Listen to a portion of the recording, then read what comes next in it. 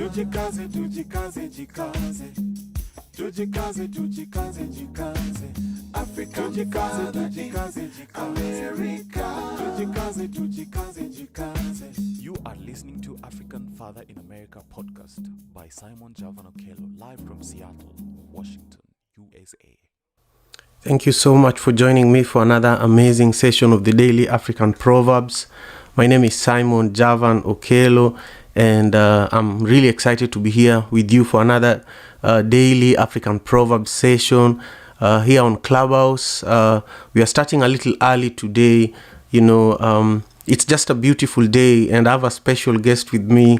I have Gogo Rutendo Ngara, who is joining me from South Africa. She's live, with me on YouTube. I'll be adding the link to our conversation on Clubhouse in just a moment. Bear with me. I'm just recovering from being under the weather the last few days. So, I just want to continue, bringing the African proverbs and continuing to create this space where every single day we have an opportunity to engage and gain and learn African wisdom. And also really on Thursdays, we want to deepen our understanding of African spirituality, but also what an author, and a great spiritual leader like Credo Muthwa would think about what's going on in Africa right now. The proverb we have today is from Ethiopia, and we are going to start our conversation around it and also talk about what's going on in Ethiopia at the moment. If you've been looking at the news recently, there's a state of emergency in Ethiopia, and since November last year, there has been, a civil war basically going on in Ethiopia. So we are going to talk a little bit about that. And the proverb today says that bread without sauce and a home without a wife are meaningless. We are going to talk about what this means, but really my guest today has another engagement right after our conversation today. So I want to give this opportunity to Gogo Rutendo Ngara to share with us, her thoughts in regards to today's proverb from Ethiopia. Thank you all for joining us on Clubhouse, and also thank you for joining us on YouTube. Gogo Rutendo, the microphone is yours. Thank you so much, Simon, and I hope you are recovering from being under the weather. Thank you so much to everybody who joins us today. It's an interesting proverb that you have chosen today. Bread without sauce and a home without a wife are meaningless. And what is my interpretation? African spirituality always speaks to complementarity. It always speaks to interdependence, interconnectedness, and interrelatedness. It always speaks to partnerships, between us and all of nature or all of creation. And so what this proverb speaks to, in my view, is about these partnerships, is about this complementarity, and is about, is about the interdependence. But if I can just quote, I know yesterday you had an amazing guest, Vo Makadi Pateleni, who's an elder that is here in Venda in South Africa. And she looked at the proverb, earlier today. And, she says, if I may quote her, she says, Western science is the lack use and still functions to devalue our ancient wisdoms. Proverbs have been a code of conduct for our governance systems, but they were not valued. And I believe this written constitution should have been the ear and the eye and the brain in constructing constitutions. So she's basically saying Proverbs should have been used, in guiding constitutions. Mupo, which is the name of all of creation, gave that wisdom through Proverbs, but Western science has developed its own human laws and structures to govern humans without the sacredness view. And this is how we moon, that's what she calls women, were erased. Now, this proverb speaks to a home without a wife, which is the feminine. And what a lot of modernity has done is to erase or subjugate or obfuscate the feminine. Whether this is in relation to a patriarchal society that we live in, or in relation to just obscuring all things that are assumed to be those ways of the feminine, including how, for instance, we value water systems, or, as opposed to how we value the power of fire. And water in African, indigenous systems is the attribute of the feminine. And you have different types of water which are attributed to different types of the feminine energy or the divine feminine energy. So this proverb is telling us about the intercomplementarity, about the interrelationships and the partnerships that are inclusive of the feminine, And often you will hear in some cultures that they speak not only of God, but the wife of God. That it's really important that there's always this complementarity and this duality between the masculine and the feminine, which if you come from Taoist cosmology, you see it as the yin and the yang. It is the complementarity between equal opposites. The unification between that which is equal and that which is opposite.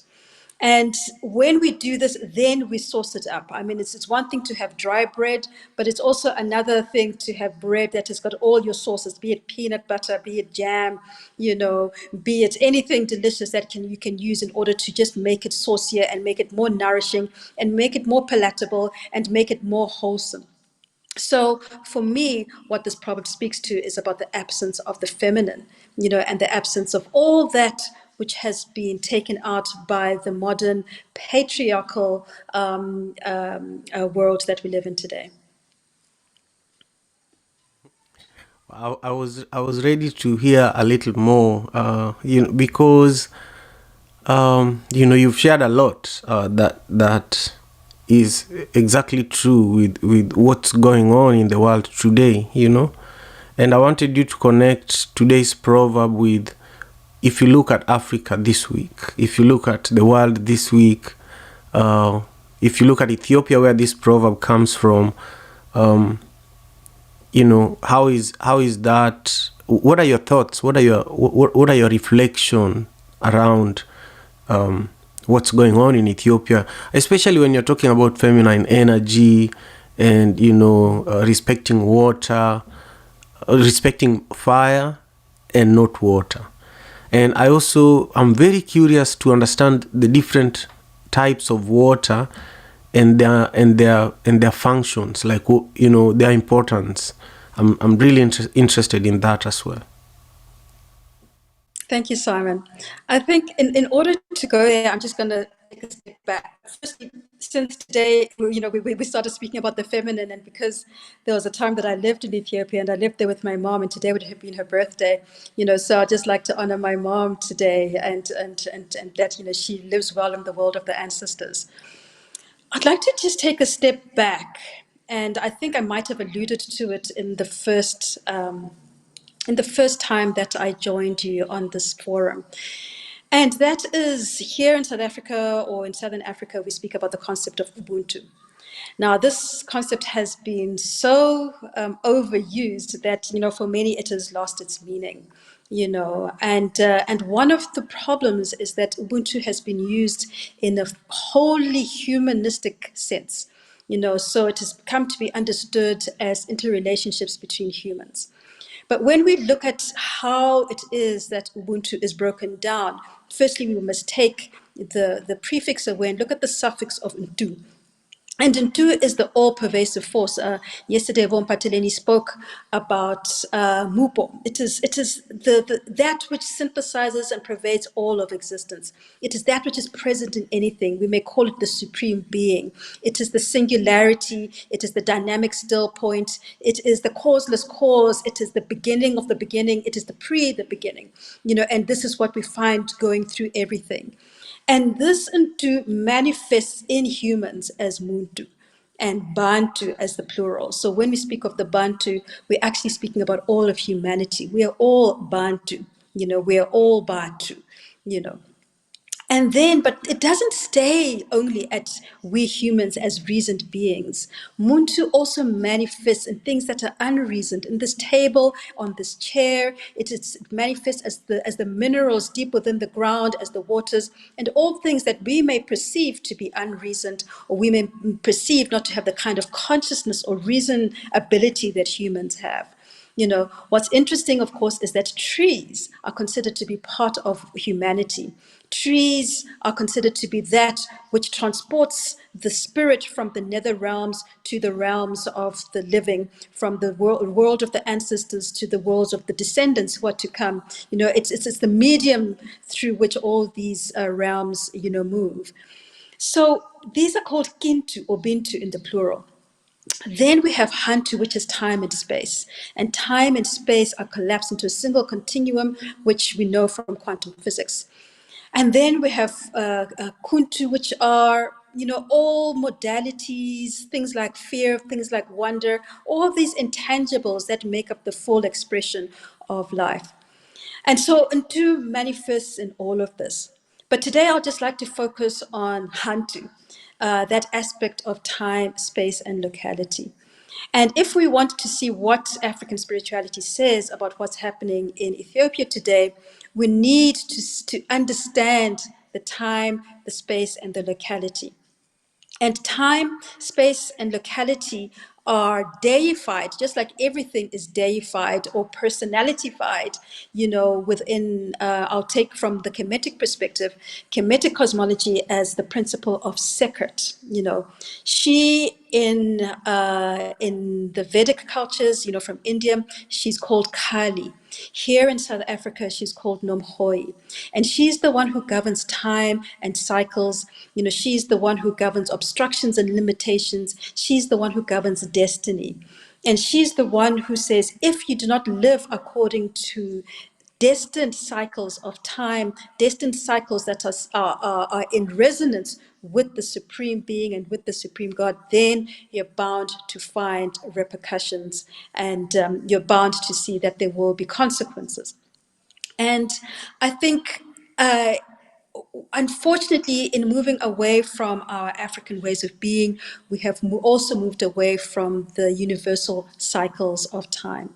And these cycles are as universal, in terms of the sun rises and sets, every day, in as much as they are resonant with the cycles in our body. If we look in our body, everything goes according to cycles. We are alive because of cycles. We are alive because of the in-breath and the out-breath. That is a cycle. We're alive because of the firing of the brain. We're alive because the heart pulses at a particular frequency. All of these cycles are what keep us alive, whether it is the diurnal cycle, whatever cycle it is that keeps us alive. But we have started over the past however many decades as humanity, we have started moving away from being resonant with the cycles, and therefore we see the great destructive consequences of our times. Now, why am I speaking about space and locality? And I'll go into our great elder, Isanusi Credo Motua. He always spoke about the Nile meridian of first time, Zep Tepi.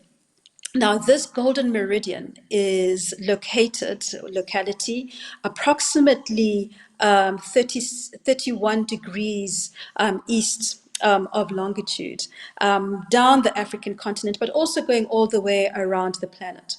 And along this particular locality, this particular meridian, you find all sorts of really interesting things. For one, this is exactly along this meridian that you find the Nile River running from south to north. It is along this meridian that you find great places like Great Zimbabwe, that you find the Great Pyramids of Giza, that you find, in Yolang, the oldest solar calendar in the world, that you find the Bombo Mountains, where the oldest lunar calendar in the world was found here in South Africa, where you find the Barberton Makonjo Mountains, which are the oldest mountains in the world. So all of this is lying, where you found the Ishango bone, which is the oldest mathematical artifact found, in the Congo region. And all of these things found where you find Napta which is an ancient, solar calendar in Egypt as well. All of this lying along this Nile meridian. Nile meridian being a locality of first time, being a time. So Hantu, the time and space are collapsed. So this, our elders would say, is actually where the original 0 point of the planet is. So I know we all follow the Greenwich meridian, as the 0 point, but according to our elders, it is along this line where our ancient ancestors built great monuments that we find our original meridian of first time. Now, it is along this meridian of first time that we find Ethiopia, and it is from the highlands of Ethiopia that we find the Nile River, which is the longest river in the world, which is a river that carries many, many mysteries and that has birthed many great civilizations, that, is birthed both in the highlands of Ethiopia and along the Great Lakes region of, of Central Africa. So we would then look into that and say, okay, what is it around that Nile meridian that we need to take cognizance of? And then would also then say, but wait a minute, along that Nile meridian, we also start to see the Great East African Rift, And this Great East African Rift is where we find the what we can call the Great Wound of Africa. If we fast forward a couple of million years, Africa is actually not going to look the way it looks right now, because that whole arm or that whole T-shape is Ethiopia will have fallen away because of this cracks, that is happening along the Great African Rift. And I believe that in Kenya, at some point there was once a great, rift that was just found in the middle of a highway, And what did our ancestors know about this? They understood plate tectonics, they understood paleogeology, they understood, all of this. And they understood that in this place where first time, manifests itself, this is where we will start to find conflict if we do not live according to the ways of Ubuntu, if we do not live according to the ways of Ma'at, what it is called in Ethiopia, in Egypt or ancient Egypt or Kemet, So if we look at the locality, we can already start to see what will happen in the community. If we look at how the locality interacts with the environment, we can understand how the communities will interact with each other. Because so our awareness is that of interdependence, complementarity and interrelatedness. So this is just, something that we would then start to understand. The other thing we would then have to do is also to start looking at the cycles. In what cycles have we started seeing conflict in the region? And what has been happening when those cycles of conflict happen? These are some of the things that if we want to get a more holistic view of understanding, and then what is it that Kali is saying? What is it that Nohoi is saying? What is it that the principle of sacred is saying? What is it that the great goddess, because these are all feminine archetypes, what is it that they are saying about the happenings? What is it that they're saying about that which puts people at such an impasse that the only thing that they can think of is war? And when we look, we realize that at the center of all the warring is that the feminine has been discarded from a lot of the roles that the feminine was using in the past, or that was a part of in the past. And by removing the feminine, we're degrading our waters. And by degrading our waters, we are allowing only fires to rise. And therefore, we're activating only the negative side of the warrior archetype. There's a positive warrior archetype and there's a negative warrior archetype. We're activating the negative side of the warrior archetype, and therefore all we start seeing is conflict and war and impasses and inabilities to see ways of cooperation, interdependence, interrelatedness, and interconnectedness. So, what are the different aspects of the feminine that have been marginalized, or that have been invalidated, or that have been killed, or that have been suppressed, or that have been oppressed? And when we come into African spirituality, we start to see what I like to call the African feminine ecosystem. Often there's this desire to box all of femininity into one box and to have the feminine as having only particular attributes. However, even in the Western world, they tell you that art archetypes of the feminine. They'll talk about the maiden, the mother, and the crone. But that chronological archetypal way of looking at the feminine, it's talking about the one who is young, the one who gives birth, and the one who then becomes the grandmother. In Africa, we start seeing other constellations of the feminine. And the first is that mother archetype. You know, in Kemet, they call her Oset. In the Yoruba, they call her Yemanya. You know, here we call her Nom Kubulwane. You know, she may be called Mother Mary. She goes by many, many names. And she's the universal archetype of the mother.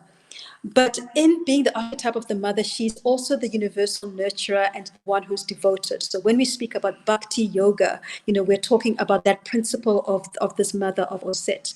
She's also the one who governs teaching. She's the one who governs healing. You know, she's the one who governs memory, and she's the one who governs transcendence, the ability to go into a particular wave of frequency of the brain in order to transcend, to rise above your conditionings, in order for you to become your higher self.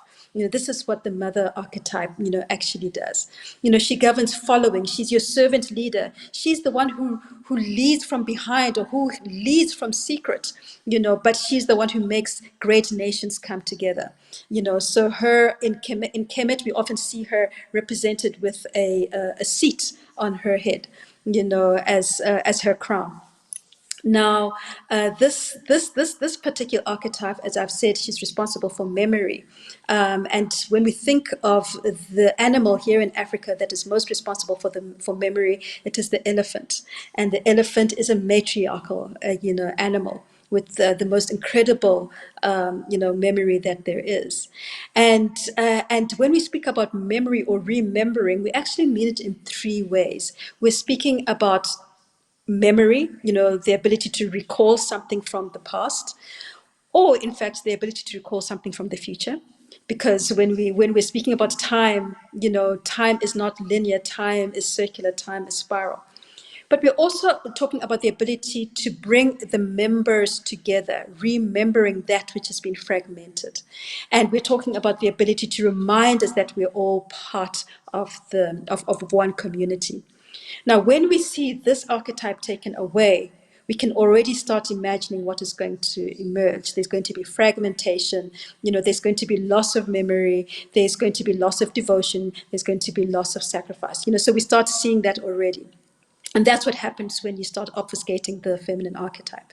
And then the next of the archetypes is the young feminine, what they'll call the maiden. You know, she's called Heteru in Kemet. She's called Oshun in amongst the Yoruba. She's called Nomdende here. She's called Marimba in other places. She's Green Tara. She's Aphrodite. She's Venus. You know, she is the feminine who's creative. You know, who's imaginative, who's joyful. She's the artist. She's the muse. She's a singer. She is the drummer, she is the writer, she's the creative, but she's also the problem solver, she's also the engineer, you know, she's also the one who innovates, you know, and she's also the one who congregates, you know, and, you know, that ability, in this day and age, we tend to think of something like engineering as a masculine or a male-dominated field, and yet when we look into ancient Africa, it was the young feminine that was responsible for all those kinds of, you know, architecting. You know, so if you take her away, that archetype away, we can start seeing what's going to descend as well.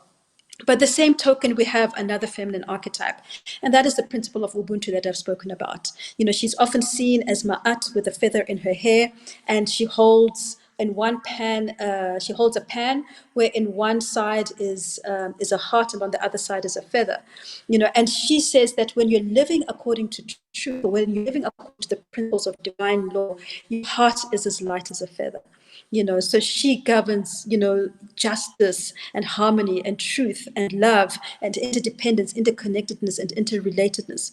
And when we remove her from the equation, we can imagine what starts to unfold, you know, the injustices, etc.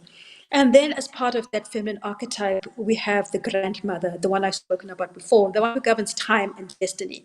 Kali, Bina, Nomkhoi, you know, she's the one who governs destiny. She's the one who governs divine power. She's the one who sounds the haka, the sacred mantras that bring creation into manifestation. You know, she is austerity. She's perseverance. She looks at the whole of creation because she's the one who brings it forth. And when you take her out of the equation, you can start to see what starts to unfold. And then we have another interesting archetype, which is when the grandmother archetype, this sacred archetype, merges with Heteru, with the young feminine, and we get Sekhmet, who's the warrioress. She's the lion-headed goddess, and she's the one who goes out to war in order to bring justice. She's the one who's responsible. If there has been injustice, she brings around pestilence. She brings about pandemics. She brings about viruses, as we have them now. But she's also the greatest healer because she's the one who understands all the codes of healing. She's the one who will bring Ma'at back into play. Bring back the divine harmony, the divine balance, and everything into play. So when we take, and these are just 5 that I've spoken about, there's so many other, aspects of the feminine, but these are different aspects of the feminine. When we look at the waters, different waters represent different aspects of the feminine. So the oceans are represented by, the mother archetype is represented by the oceans. It's the salt water, which is similar to the water in the womb when the baby is in the womb. The rivers and the rain are governed by the young feminine, by Heteru, the creative one, the muse, but also the innovator and the inventor. And when we start seeing how this large amounts of gender-based violence, or what it is that happens in cases of war, where you see large amounts of rape, of the women, etc. This is exactly how we treat our waters, and we start seeing our water sources also starting to respond to the way we deal with the feminine. By the same token, we start seeing how when we start, not dealing well with our water sources, we then start seeing it impacting upon how our women and our children are treated. So once again, going to our proverb, everything is about interrelatedness, interconnectedness, and interdependence, and about complementarity, and about having this patriarchal modern system that has taken away the strength of the feminine. And we then start seeing its consequences throughout our continent as we know it, and throughout the world as well, in the world that we're in today, which is what has happened when we take this critical part of all of creation away. Wow. You took me through so many years of learning about what's going on in Africa right now. Learning about why it's going on, and also learning about why domestic violence is happening right now. It's so rampant in Kenya. Just this other week, there was also a debate on a national television program about the teenage pregnancy crisis in Kenya.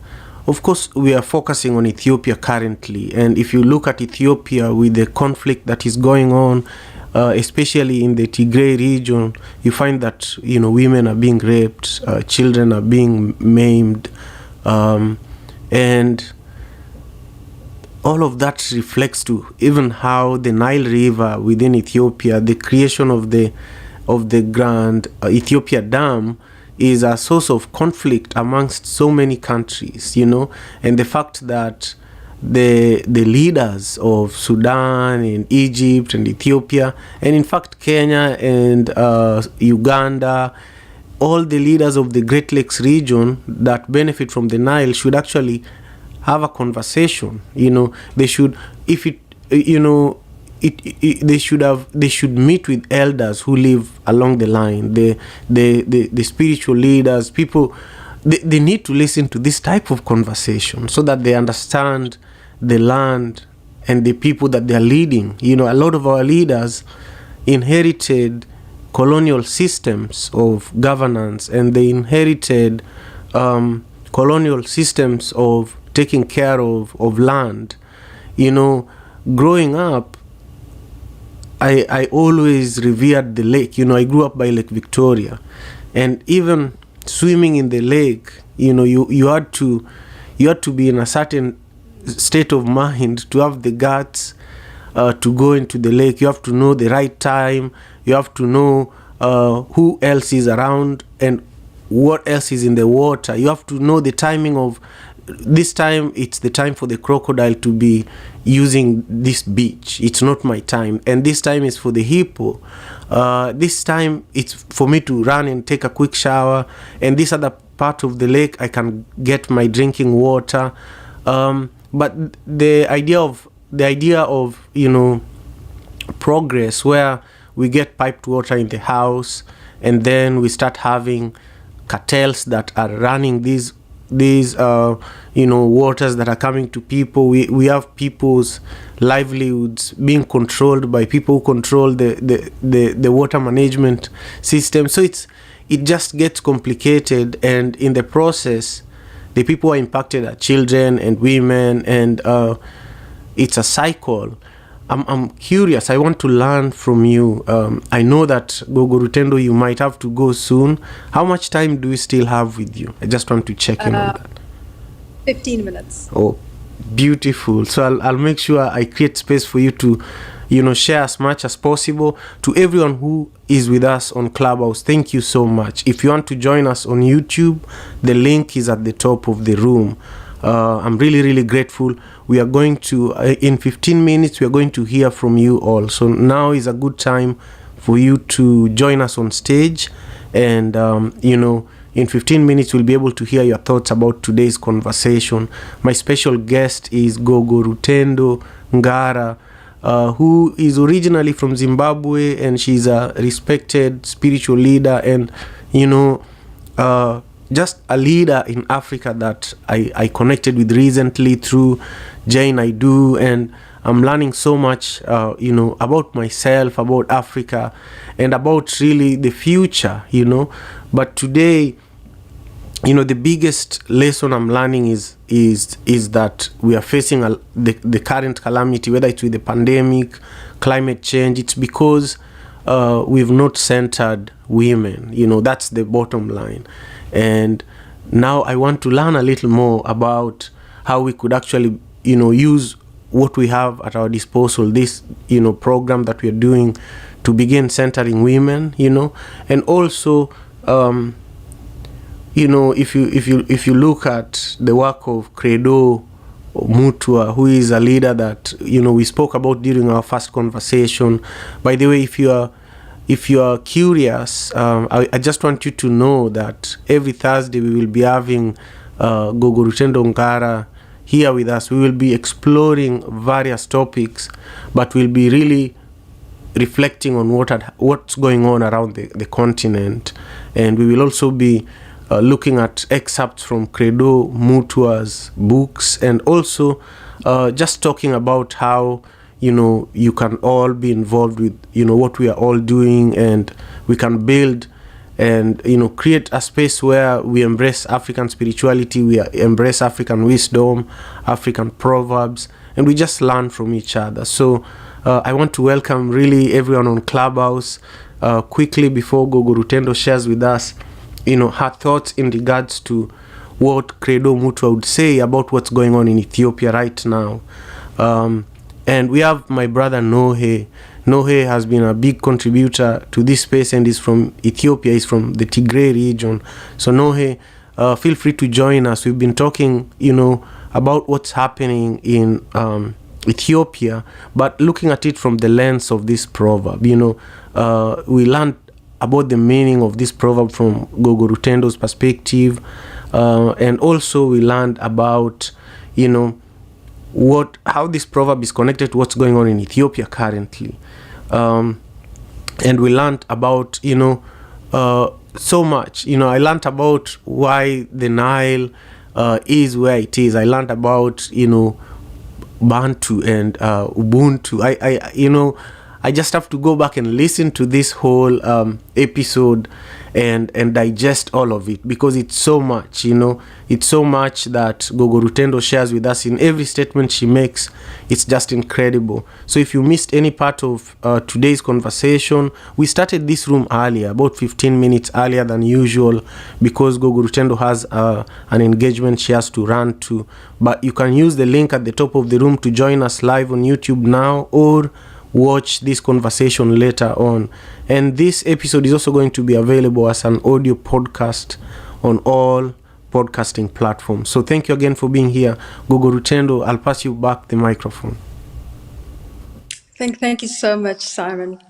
As we go on with today, I'd like to just say, when I speak about the elephant and I speak about the matriarchal systems, we should realize that matriarchy is not actually the opposite of patriarchy.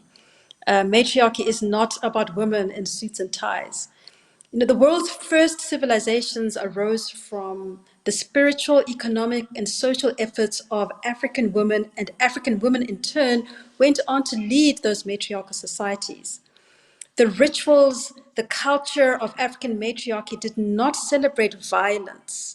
Rather, it celebrated exchange, redistribution, fecundity, abundance, growth, not only about food security or the economy, but also about the rapid growth of ideas and innovation. I've spoken about the different archetypes. Matriarchy in ancient Africa was not a mirror image of patriarchy today. It was not about appropriation. It was not about oppression. It was not about violence. It was based on inclusivity, on sustainability, and the well-being of the society as a whole. So you could not make a decision without seeing how will it impact the whole society, how the mother will think about who will be affected if my milk runs dry. And I think we all know of Sheikh Anta Diop, who was the great African polymath. And he shows us that how as early as 10,000 BC, women in Africa pioneered and organized crop and livestock cultivation. They therefore created the conditions for surplus, for wealth, and for trade. African women were responsible for food security, which could be seen as the greatest invention of the well-being of humankind today. And this development and practice of organized agriculture laid the foundation for population growth, for food surpluses, and for civilization as a whole. And this is what was happening when the matriarchy was intact. And we see this in our proverbs. We see this in our metaphors, in the stories that are told around the river. They'll tell you all of these in coded ways. And this idea of African women as agents for economic growth and sustainable livelihoods is not a myth, but it is a reality. We can go into history and we can start naming some. We can go to Nigeria and talk about, Amina of Zazao. We can look at the Sudanese Kandaka. We can go to Angola and look at Nzinga. We can go and look at Ashantiwa. We can look at Hatshepsut. We can look at Nehanda. There are many women around Africa, who show us how these interrelationships between spirituality, economics, society, and all education, engineering, science, all of those are woven into a tapestry. So when we start understanding how it is that the feminine things, and we're not saying the feminine to the exclusion of the masculine, not at all. We're saying an interweaving, an interrelationship between the two, where we acknowledge and we do not obfuscate and suppress the other. So I think this is some of the things that we have to look at when we start seeing where the world is today. Who are the people who make the decisions? What are they wearing? What language are they speaking? What is the philosophy that they hold? What is the underlying foundation, the cosmology that informs them? Are they coming about from concepts of economic, for instance, inclusivity and equality as a concept, or is it within their DNA? Are they feeding it from their breasts, so to speak? Then we'll start understanding, why we are where we are in Africa today. And what does it mean? I mean, there's a great picture which I absolutely love, where there's a mother who's breastfeeding a baby and she's holding a machete or a sword or a spear in one hand. They were able to do this. They were able to multitask. But when you're breastfeeding your baby, there's a certain ethos you're going to have, even if you're in war, which is one of nurturing and kindness. You're not going to think simply about, the zero-sum game or annihilation at no costs. So it's important for us to be able to look into our history using the principle of Sankofa in order to inform our present, in order to create our future, because we are all agents creating the future, and we need to be clear about what is that future that we want in order to create it. So yeah, I think it's important for us to look back at the great women who at some point, led revolutions, who took over and were responsible for trade, were responsible for bringing about peace after great, times of war. Those who were at the forefront, but also those who were in the background doing all of that quietly. They did it in their songs. They did it as they made clay pots. They did it as they sang to the river, as they plowed the fields, as they tended to the cows, the cow, which is a very sacred animal here in Africa. In everything they did, there was always this interdependence, interconnectedness, and interrelatedness. Unfortunately, our current paradigm is one of silos. It is one where we go to school and we study maths in one classroom, and then either the teacher goes out and the chemistry teacher comes in, or we go to a different classroom to study chemistry, we go to a different classroom to study biology, we go to a different classroom to study language, a different classroom to study geography, a different classroom to study all these things, and we do not see how everything comes together in an integrated web, which is what our indigenous knowledge was all about, that everything is part of an interdependent, interconnected, and interrelated web.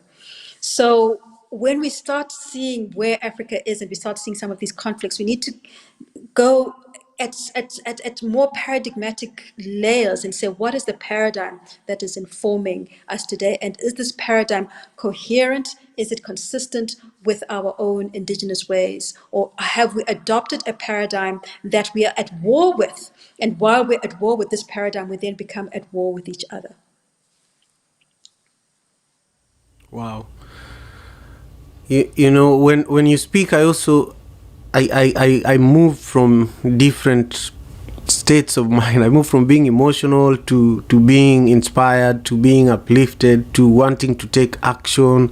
And I've been taking a few notes about ideas, ideas of us setting out, one of our Thursday series to focus on the great women that led trade and that brought peace, and that were at the forefront or that were at the at the background, but creating an impact, so that we can dissect more and highlight even 3 women during every session.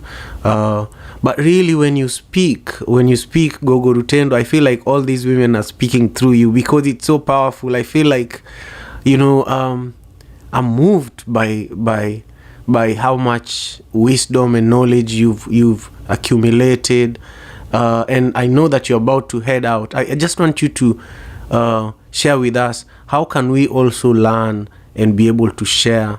Of course, for me, now I'm taking notes. I'm going to be watching this video again. I'm going to be listening to it. But how can we embody it like you're able to do? And how, and how can we teach others to do this, so that really we can help take ownership of who we are as African people. And I feel that the war that we are in the world right now is a spiritual war. The war against poverty is a spiritual war, because it's a war between people that don't care how poor and how you feel in your heart in regards to your conditions. They don't care whether it's inhumane for someone to be without food for a number of days. They just care about what they can accumulate for themselves and their children and their children's children. So speak to us, and I know I want to just give you an opportunity to also share your closing remarks, because I know you have to run. And then we'll hear from Roger and Easy and Dr. M.D. Williams, who has been really amazing.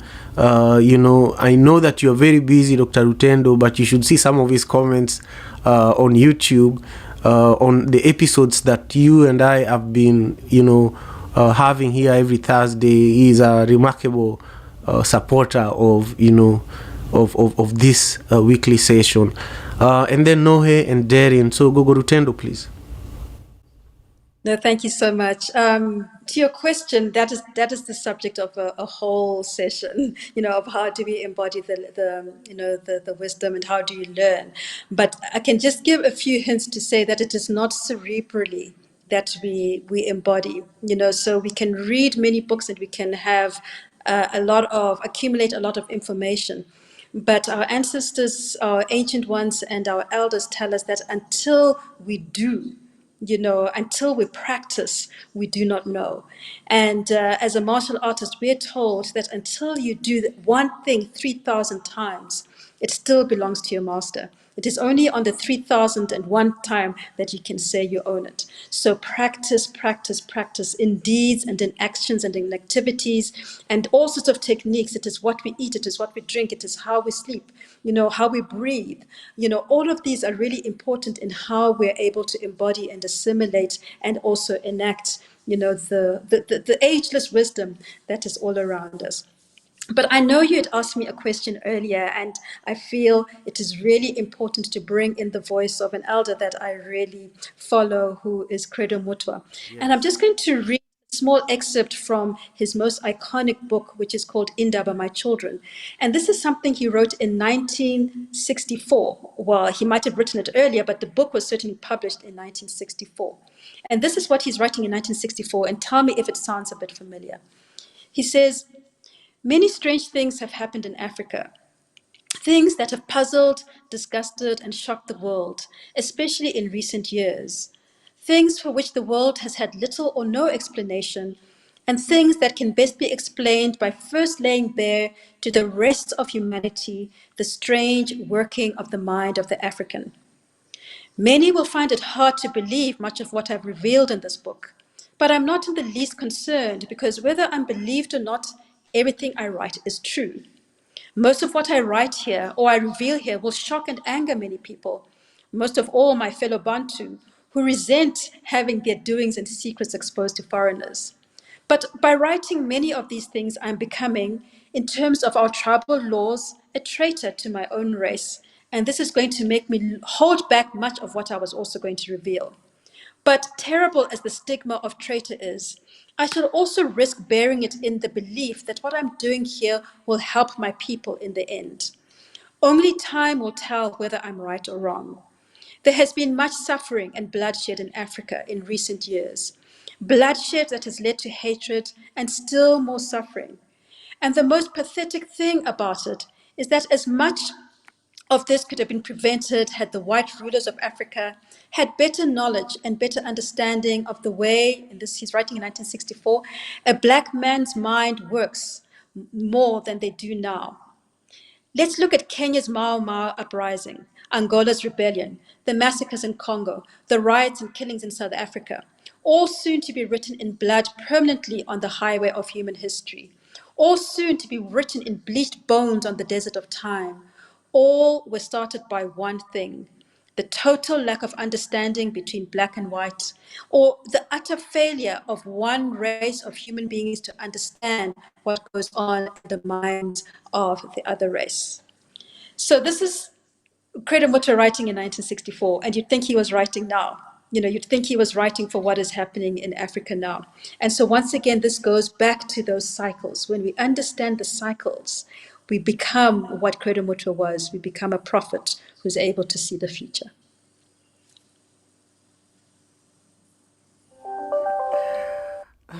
Wow. I just expected you to continue, but I'm just so grateful that he saw this in 1964, and also it's going to continue. it's like a cycle. You saw the beginning of the cycle. You saw it when it was happening, you know. What do you think Credo Mutua would do if he was still alive today? Like, would he still write the same kind of work, or do you think he would be speaking about what's going on now, since he wrote about it at that time, and it's all what we are seeing? What would he say if he was still around today? I think he would tell us to go back into all the codes, you know, in many ways, all the solutions he imprinted in coded form in his paintings, in his stories, in his artworks, in his sculptures, you know, in his plays, in everything, you know, that, you know, he produced with his hands, with his mind, you know, with his spirit. He'd tell us to go back there and start to decode it, because all of the answers are there. In as much as if we go back to the caves and we look at what it is that our ancient First Nations peoples, the Bushmen or the Batwa painted, all the answers are there. So the answers are all around us. He once said to me, the greatest way to hide anything is to put it in plain sight. So all the answers are there. We just have to open our eyes and see them. Wow, thank you so much, Gogo Rutendo. I can't keep you any longer, and I'm just sad that that's our current situation. But I know next Thursday is going to be greater, and I just want you to know that I'm really, really grateful for your continued support. It means a lot, you know. It means a lot, and I'll let you, you know, go if you want, or I'll let you share, you know, closing comments, and then I'm going to let everyone on Clubhouse know that I'm turning off hand raising in 1 minute. So if you want to come up on stage, this is a great time to do so. And really, really, Gogo Rutendo, thank you so much. I'm extremely grateful. Thank you so much, Simon. I look forward to seeing you again next week. Wonderful, wonderful. Thank you very much. And now to Roger and to Easy and to you know, everyone else in the room. Thank you so much for being here with us today. I am going to, you know, let Gogo Rutendo go and attend to the, you know, engagement that she has after this. But I want to hear from you, Roger. You know, we've been, you know, visited here by an incredible human being. What did you think of my conversation with her, and what do you think of today's proverb? Just share with us briefly. Thank you so much. She dropped so much wisdom. I am glad that this is being recorded, because I don't think I could absorb it all in one sitting. Yes, that's actually all I had to say. Thank you. I'm done speaking. Thank you so much, Roger. You know, what you're saying is true. Like, I could not keep up with her, you know, and this happens every Thursday. Whenever I connect with her, I just feel like I need to run after her, and that reminds me so much about my mom. You know, as a little boy, we used to walk everywhere. We used to walk to school, walk to the market, walk to work. And my mother would always be walking faster than me, and I would be running behind her, you know. And that's how I feel when we're having a conversation with Gogo Rutendo. So thank you so much. Easy. How do you feel about the conversation we just had, and what do you think about this proverb for today? And just briefly share with us your thoughts. Thanks a lot. Thank you so much, Simon. It's good today. I think you sound even better than yesterday. So that is encouraging to know that, you know, your health is back up. Thank you for everybody who is here today, as always. Man, I was just listening to the conversation, and I'd say the same thing that Roger said, that there's so much wisdom that Gogo dropped, that I was just listening, and I was also taking my own notes as you're taking your notes. You know, I felt like there was nothing really to add. You know, nothing more to add, like so much to add, aside just taking in the notes. And I must say, I love the conversation, how your conversation with her blended with today's proverb, which to me, basically, what I'm getting out of it is not necessarily the inclusion of women, but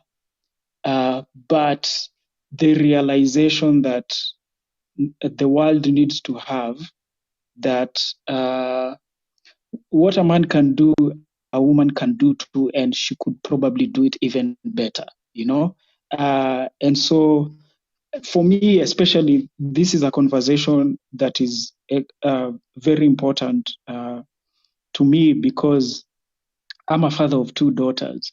And every day I ask myself, like, how they see me treating their mother and relating to their mother. Would they be proud and happy to say that we would want men in our lives who treat us the way our father treats our mother?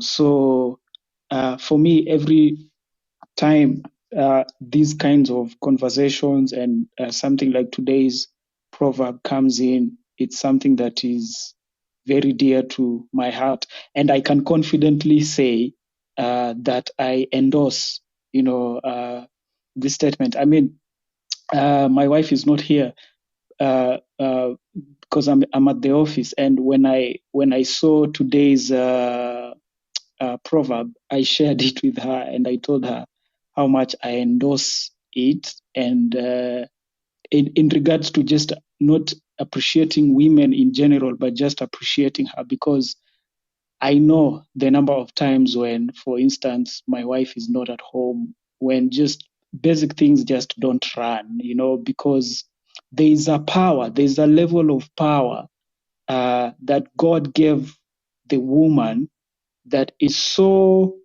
like, when it's not there, then it's gonna be very evident, and so that's my 2 cents on the conversation and today's proverb. Thank you. Yeah, thank you so much, Easy. And congratulations on being a great father. You stay so humble and so so young and so hip that nobody can know that you're already a dad. So keep it up, keep up the good work. And also connect with Easy, by the way. Follow him. We host Easy every Monday. He's in Nairobi, and every Monday, besides last Monday, when I was not doing the daily African Proverbs this past Monday. I was just trying to recover from this cold. And next Monday, I'm actually hosting Sambaza. Sambaza is another amazing Kenyan. He's a podcaster. He's here in the US. I'm not sure which part of the US he's in, but you should be there. And Easy, you should also be there because I want you and Sambaza to connect. But I'm grateful that you're here. I want to welcome everyone else. Before I pass the mic to Dr. M.D.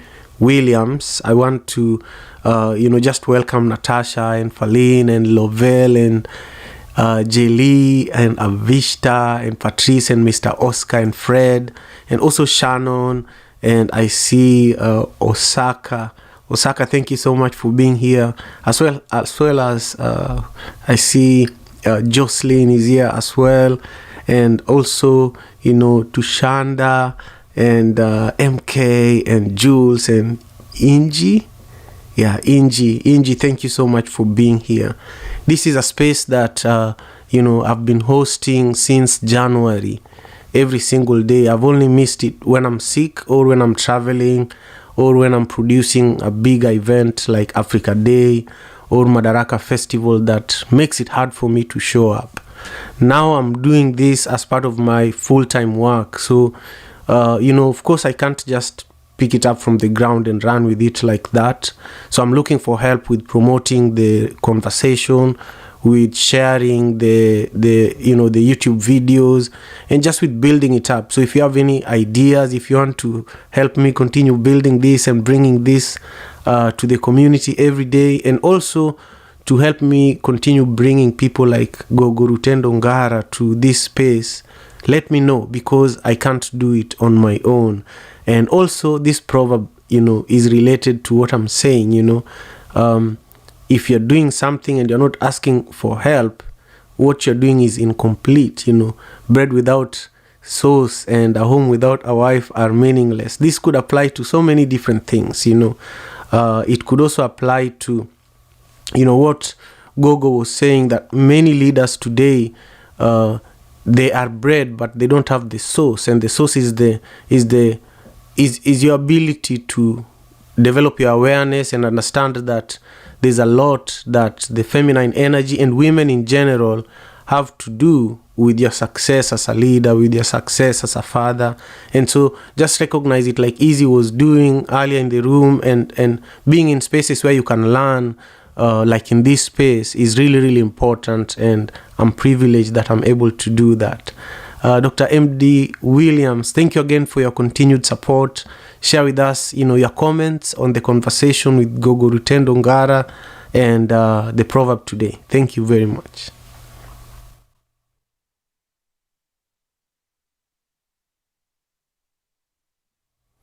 This is Simon speaking. I think Dr. M.D. Williams might be a little... Oh, there you are. There you are. Carry on. Can you hear me now? I hear you now. I hear you now. Okay, yeah, my mic was still muted. But and if I fade out a little bit, I apologize. I'm traveling at the moment. But Gogo Rutendo, I'm telling you, hands down, standing ovation. Everything that she said was amazing. She is a very powerful woman, very powerful human being that spoke nothing but 100% the truth.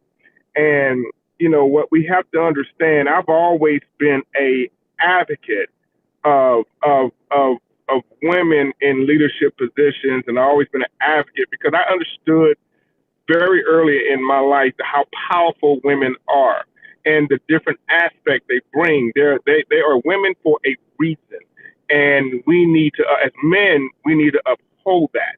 And I've always taught my daughters. I have two daughters. They're older. One's 28, one's 24, and I've always taught my daughters that how powerful women are. I said, women build kingdoms. At the same time, they can destroy them too, right?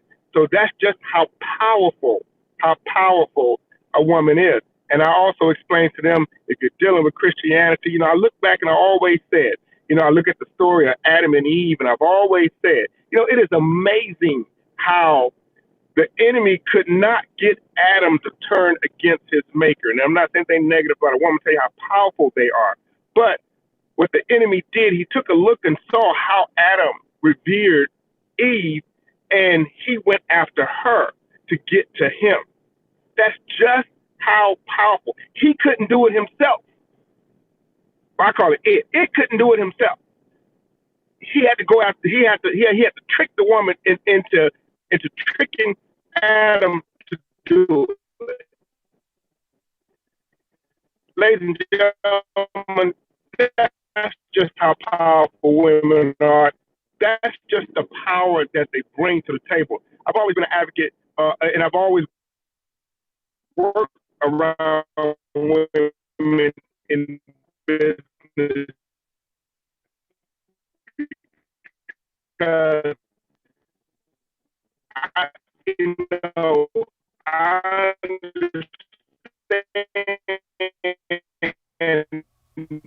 Yeah, Dr. M.D. Williams, this is Simon speaking.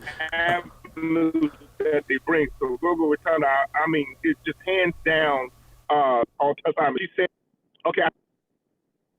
Yeah, we can't hear you very clearly. You're sharing a lot of valuable words of wisdom, and I just want to mute you for now, then come back when you get to a place where you think you have, better connection. I'll give you back the mic so that you can finish your thoughts, because they're so important, and I don't want the connection to, make us lose them.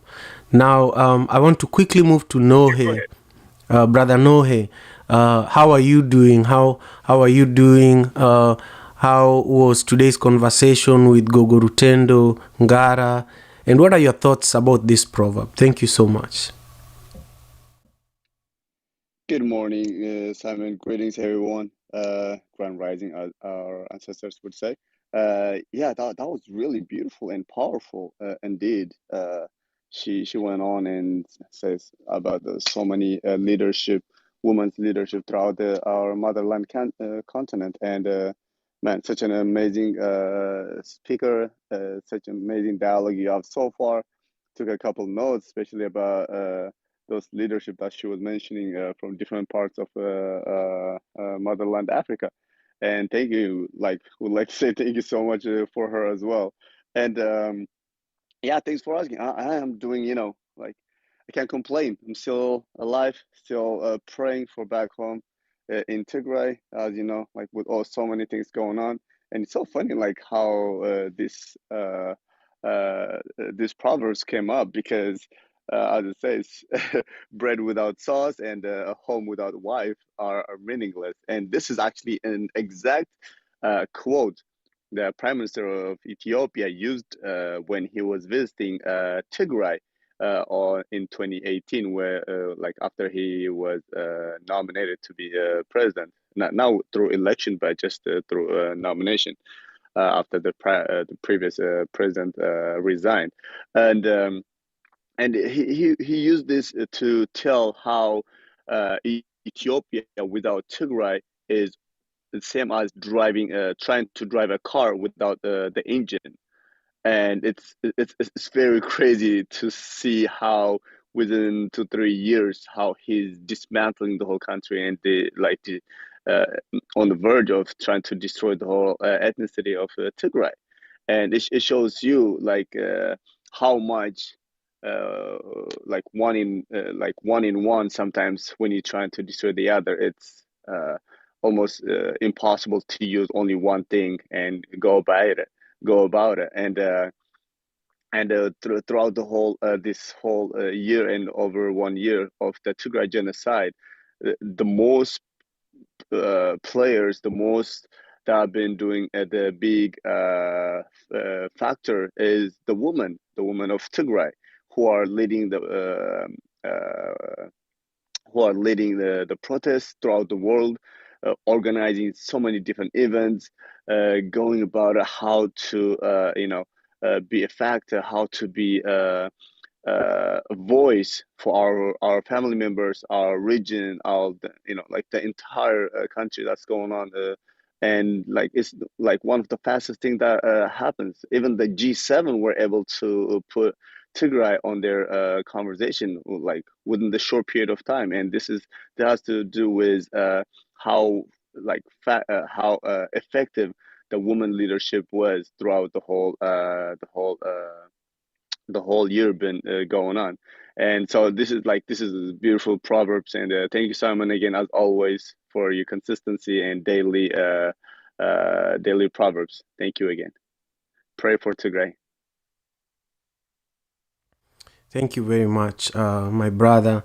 I'm grateful. I'm grateful for your endurance, and I am actually amazed that Prime Minister Abiy used this proverb, and also I love how you shared that he compared Tigray to an engine and compared the rest of Ethiopia to the car, and shared and he spoke about how without the engine the car cannot move, but now he is dismantling the engine. So the question is, how is he going to drive the car? So you left us with something to think about. But if you're meeting Nohe for the first time, I would encourage you to follow him and send him a direct message or back channel. That's what they call it on Clubhouse. And just ask him how you can be helpful, with advocating against what's going on in Tigray. So thank you so much for being here. Darren, thank you for your patience. How do you feel about today's conversation with Gogo Rutendo, Ngara, and what are your thoughts on today's proverb? Thank you so much. Good morning. I feel poured into, like the previous speakers. I'm really grateful that it was recorded, because I definitely would like to go back and really soak in everything that Gogo Rotendo shared, taught, and affirmed this morning. So I normally listen to everything, especially in the morning when I'm getting things kind of starting the day with my daughter through my AirPods, but decided to play this out loud so she could listen as well. She's 4 months old, and I mean, I think that she is brilliant. And granted, she has her own language, and I feel like we maybe just aren't speaking the same one just yet. That she's aware, and I speak to her in a way that I'm just hoping, these things really resonate, even though I know she's a 4 month old. But yeah, I want to pour into her in the same way. So that and telling her, that she's proof of her power and the power that came before her, and really reminding her about the source being female and African. Um, and yeah, nursing her as well, and feeling like, okay, I want to feel connected to this image of mother nursing while holding this machete. And that was just something that I really latched onto, especially in thinking of empathy, or the empathy that's required in war, and thinking as though, a fight without that nurturing spirit is just violence for the sake of it and is unproductive.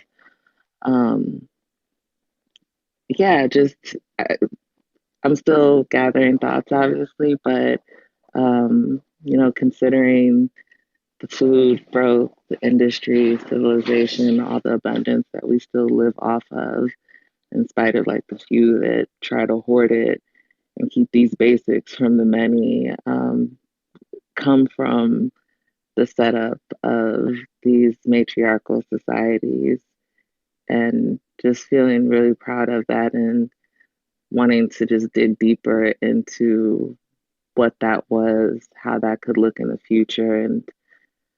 And yeah, just okay, I will stop there because I'm still putting thoughts together, but I will be listening to that again. I feel grateful to have come into the room this morning. I feel like it was a perfect one to listen to. And my daughter is not able to completely convey everything, but I just hope that there was something in the energy of it that poured into her as well.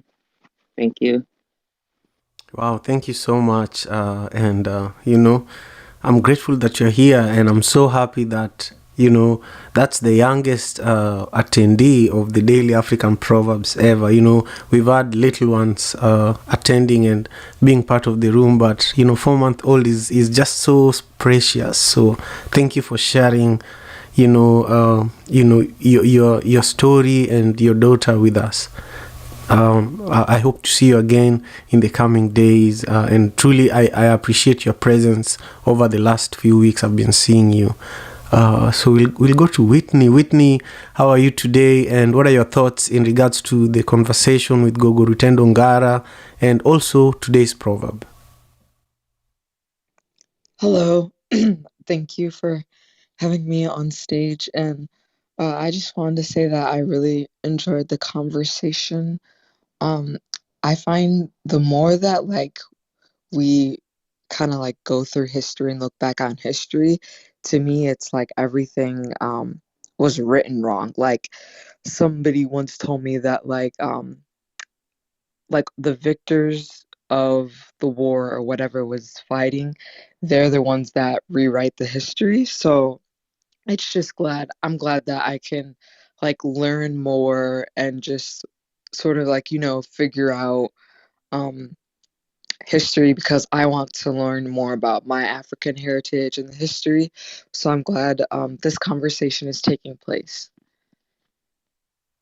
Wonderful. Thank you so much. I'm so excited that you're here, and I can't wait to see you in the coming days. Thank you for your words of wisdom as well. My commitment really is to bring African proverbs every day, and only to miss it when I have to. And really, we are recording all of this. We are recording the video. The link at the top of the room is the YouTube video where you can catch the conversation with Gogo Rutendo Ngara in case you missed that part, in case you just joined us, and also you can catch other previous conversations as well. Clubhouse also has replays, and after this room you can catch the entire conversation on audio here on Clubhouse as well as elsewhere. On all podcasting platforms this exact conversation is going to be available. I also want to encourage you to subscribe to my YouTube channel, through the link at the top of the room. I would love to continue growing our community on YouTube as well. So thank you again for everyone who is currently watching. Leave me your comment. If you're going to be watching this later on, just leave me your comments with what this proverb means to you. The proverb is, bread without sauce and a home without a wife are meaningless. Let's hear from Samantha, who is also another amazing, leader and mother and friend, and also, an amazing person in regards to building this space. Thank you for being here. Share with us how you're doing, what your thoughts are about the conversation today and this proverb. Thanks a lot. Hi, good morning, good afternoon, good evening, everyone, depending on when you're listening to this. I, like everyone else in the room, was totally mind blown by our speaker. Please forgive me. I cannot recall her name. I'm driving and listening at the same time, so I wasn't able to. Her name was Gogo Rutendo Ngara. Yeah, Gogo Rutendo is fine. Yeah. Okay, Gogo Rutendo. Beautiful name. I wonder what it means actually. But yeah, I was totally mind blown by her share. She's like a full vessel, and she just poured and poured and poured ever so more, just her wisdom into us. And in that, I actually liken her to this proverb, we being the bread and she being the sauce to us this morning. When you think of bread is porous, and it is that sauce that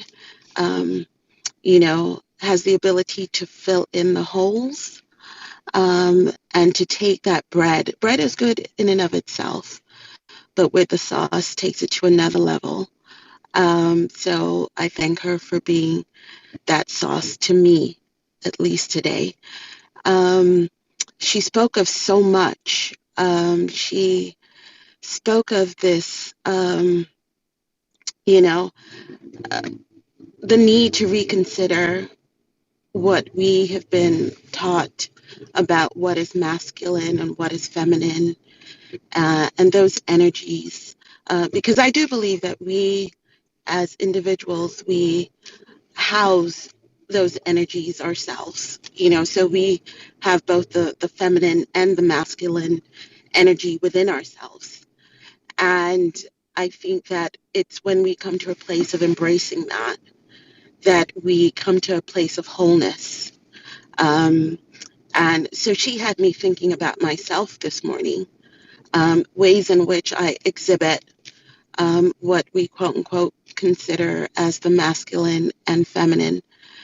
And I know that for me, I'm in a place in my life journey where I'm embracing the creative and the I would call it more like the engineering types of my aspects of my personality and my being. And I'm really coming into a fullness of love with myself, because I'm embracing, the whole. And I just look forward. I look forward to listening to this over and over again, because I think, like words that are God inspired, the more that you listen to it, you get something different. So it's definitely going to be something I'm going to be listening to for many times moving forward. So thank you. I'm Sam, and I'm done. Thank you so much, Sam. It means a lot that you took the time to join us today. And, you are going to be our last, guest or speaker for the Daily African Proverbs. I'm really grateful to those who are on YouTube, who have joined us. I'm truly, grateful. And also to all of you who have been here with us on Clubhouse. I am so grateful. And then to those who will watch and listen to this later on, thank you for the continued support. I'll see you all tomorrow. Tomorrow we are interviewing Malik Aduni. He is a children's book author, and his children's book is one of the most talked about currently in the literary world. So join us for that. And then Saturday, I'm also interviewing another children's book author. I will share his information tomorrow.